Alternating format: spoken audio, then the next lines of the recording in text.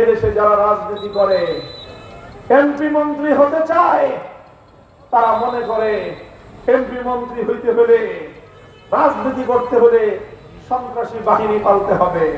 বাংলাদেশের মানুষ স্বদেশী শাসকদের দ্বারা শোষিত আর বঞ্চিত হয়েছে। এবারের নির্বাচন গুন্ডাতন্ত্র, সন্ত্রাসতন্ত্রের বিরুদ্ধে।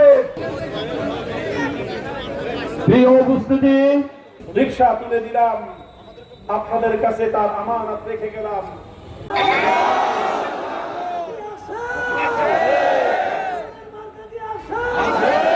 সাথে 11 দলীয় জোট সারা দেশে যেখানে সংসদ সদস্য দাঁড়িয়ে আছে টিমকে সামলান।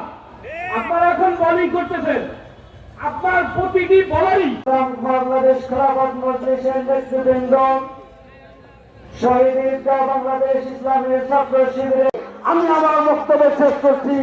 ওমা তৌফিক ইল্লা বিল্লাহ। আসসালামু আলাইকুম ওয়া রাহমাতুল্লাহ। প্রেস ও ইলেকট্রনিক্স মিডিয়ার ভাইসব, আমার প্রিয়যোগ্য জেলা, এই জেলার যে বিশেষত্ব রয়েছে, এ জেলার মানুষ সংগ্রামী, এ জেলার মানুষ সাহসী, এ জেলার মানুষ যেখানে যায়। আমাদের একটা মিছিল আসছে, আমরা মিছিলকে স্বাগত জানাই।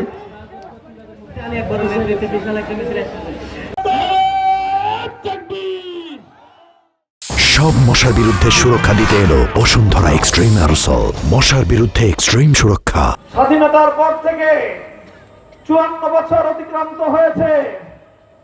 বাংলাদেশের মানুষ বিদেশি শাসক গোষ্ঠীর দ্বারা যেরকম শোষিত হয়েছে, তারপরে স্বাধীনতার পর থেকে 54 বছর বাংলাদেশের মানুষ স্বদেশী শাসকদের দ্বারা শোষিত আর বঞ্চিত হয়েছে।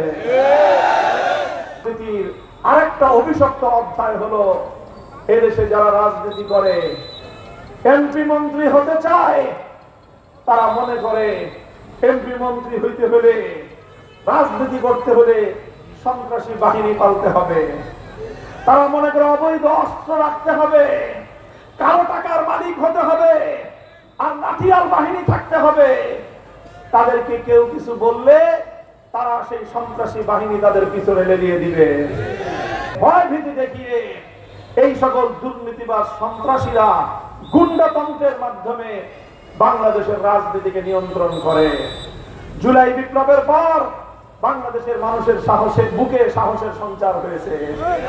বাংলার মানুষ এখন বিশ্বাস করতে শুরু করেছে, এই সকল গুন্ডা লুটপাটকারী সন্ত্রাসী মাস্তানদের বিরুদ্ধে যদি আমরা সামাজিকভাবে প্রতিরোধ করে তুলতে পারি, ওরা বাংলাদেশের কোথাও নেতৃত্ব দিতে পারবে না। তাই এবারের নির্বাচন গুন্ডাতন্ত্র, সন্ত্রাসতন্ত্রের বিরুদ্ধে সাধারণ নিরীহ মানুষের জাগরণের নির্বাচন। ইনশাআল্লাহ এবার নির্বাচনে এক ঐতিহাসিক নীরব ভোটের বিপ্লব ঘটবে ইনশাআল্লাহ।